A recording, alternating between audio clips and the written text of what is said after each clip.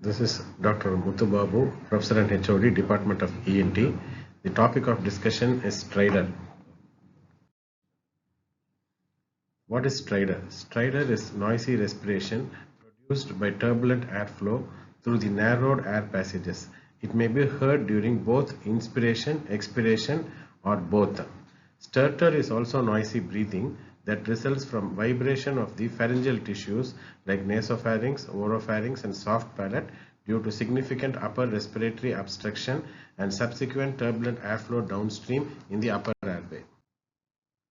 So what are the types of stridor? It is classified into three types, that is inspiratory stridor, expiratory stridor, and biphasic stridor.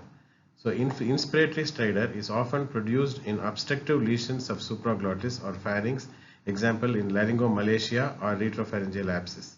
Expiratory stridor is produced in lesions of thoracic trachea, primary and secondary bronchi, example bronchial foreign body and tracheal stenosis. Biphasic stridor is seen in lesions of glottis, subglottis, and cervical trachea, example laryngeal papillomas, vocal cord paralysis, and subglottic stenosis. So what is the etiology of stridor? Stridor is a physical sign and it is not a disease. It is classified into three. The etiology can be classified into four types, that is congenital, neoplastic, inflammatory, and papillomatosis. So in congenital, the causes may be laryngomalacia, laryngeal web, subglottic stenosis, hemangioma, vocal cord paralysis, tongue and jaw abnormalities. Neoplastic may be benign tumors or malignant tumors in the larynx. Papillomatosis is a viral infection which can produce papillomas in the larynx, and that can also produce stridor.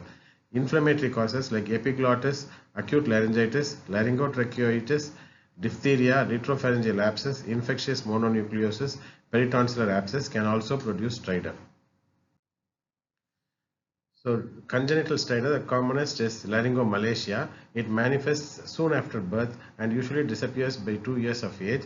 It is characterized by excessive flaccidity of the supraglottic larynx, which is sucked in during inspiration. Here the treatment is conservative and tracheostomy may be required for some cases of severe respiratory obstruction. Subglottic hemangiomas can also cause stridor, and this is asymptomatic till 3 to 6 months of age, and here the stridor is usually biphasic. Direct laryngoscopy can be done to see a reddish blue mass below the vocal cords.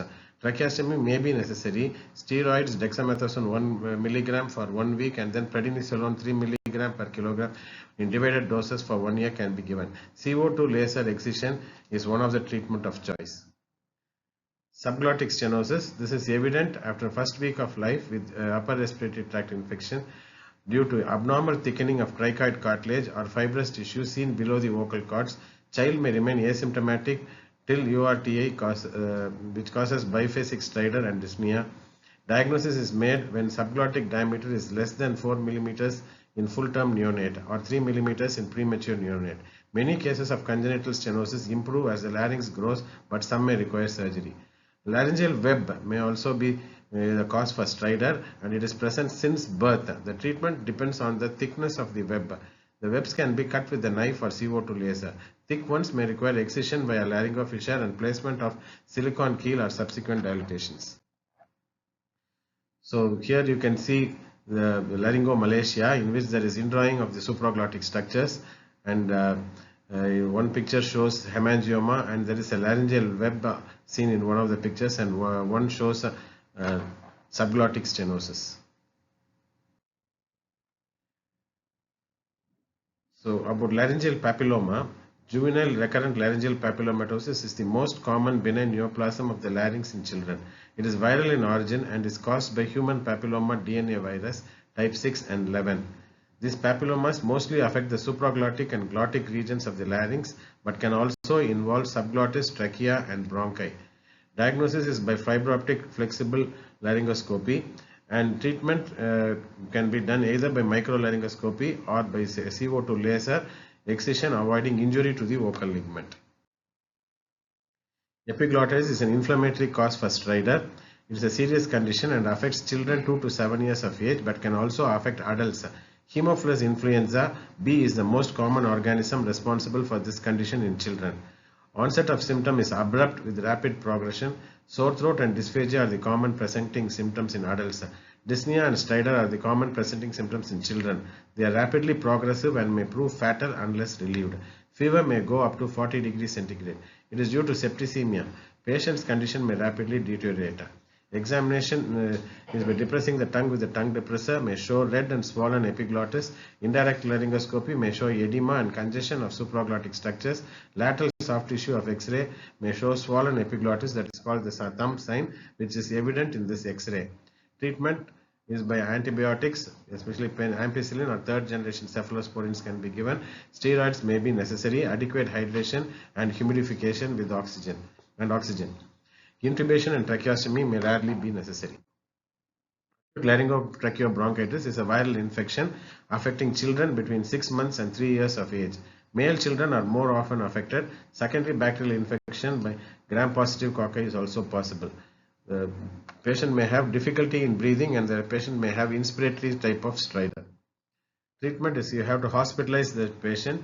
Antibiotics like ampicillin can be given. Humidification can be given. Plenty of fluid should be taken. Steroids may be necessary.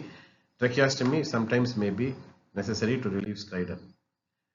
So what are the investigations you will have to do? A soft tissue lateral view of the neck can be taken, which will help in diagnosis of epiglottitis. If there is a foreign body or if there is any mass, it can be seen as a soft tissue shadow.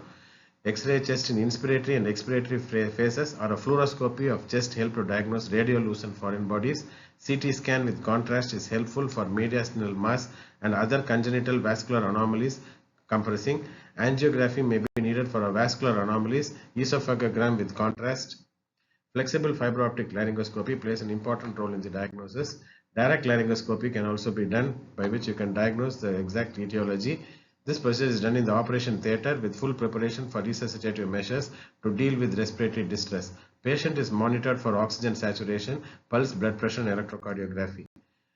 Management as a whole, it depends on the time of onset to find whether the cause is congenital or acquired, the mode of onset, whether it is sudden onset, gradual, progressive, duration, whether it is short duration or a long duration, and whether it is related to feeding, whether there is any aspirations, whether there is any cyanotic spells which indicate any airway assistance, aspiration or ingestion, any ingestion of foreign body require foreign body removal, laryngeal trauma, blunt injuries of the larynx, intubation, endoscopy, and laryngeal trauma may require laryngeal reconstruction. Thank you.